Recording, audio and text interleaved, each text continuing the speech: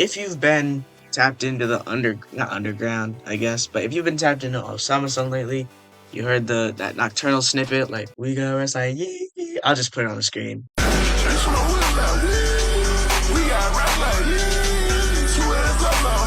I'm just gonna give you a little tutorial, a little guide on how to do it. First off, that is not what I wanted to do. First off, you want to grab a random serum preset. I prefer all of Thayer period, some boys, you know what I'm saying? I prefer those glidey leads or glidey plucks. So here's our first melody. I'll go pluck.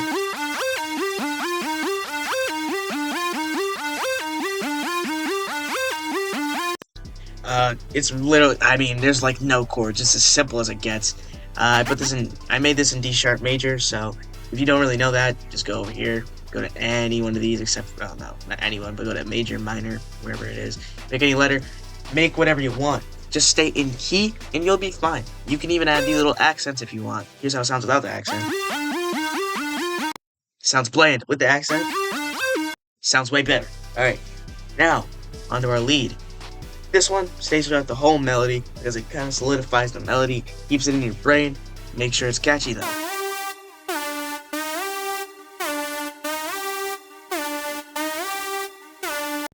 You always want your leads to be catchy so they stick in the people's brain.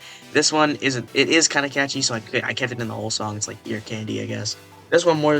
This third lead or second lead is more like ear candy in my opinion because it's more memorable, but you can't really hear it in the beat for some reason.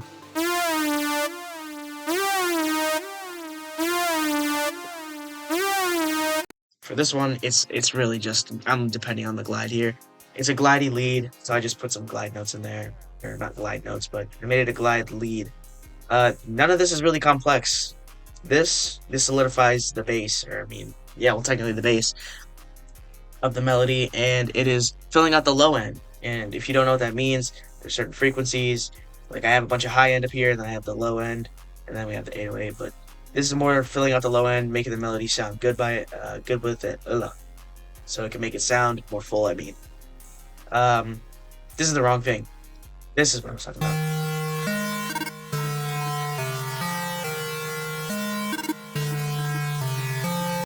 Yeah, this just fills out the low end, I guess. It wasn't very special, but I added this to kind of make it more catchy, or more so stick in your brain. Then I have this really, not arpeggiated, but it's another slide or glide thing. Like, just listen to it.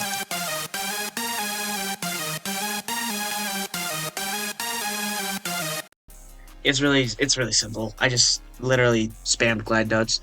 For the drums, they're really not that hard to make. This is what they sound like.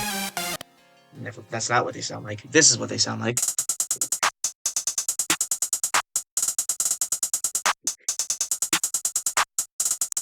If I really, actually, I'll go in depth with it. For the hi-hats, I kind of just, it's a basic trap melody. It's a basic trap hi-hat type thing. Like, in my opinion, the most memorable beats are always the bouncy ones. Like, for example, Love Hurts by Nine Vicious.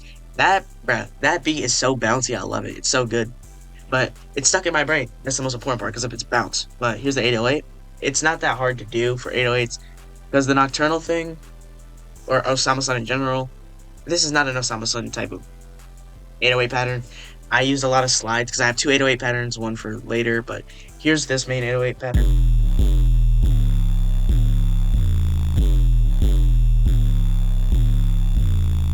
It's very simple. The 808 pattern over here, the second over here, the second 808 pattern has a lot more slides, more variation.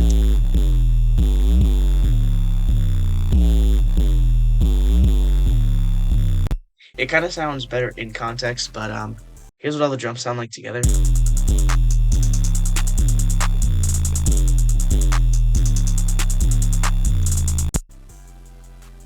And I forgot to do it, but here's what the melody sounds like together.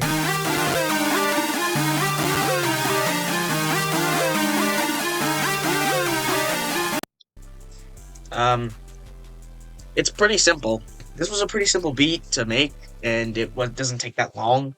But if you enjoyed, make sure to subscribe, leave a comment, tell me what I can do better with these tutorials.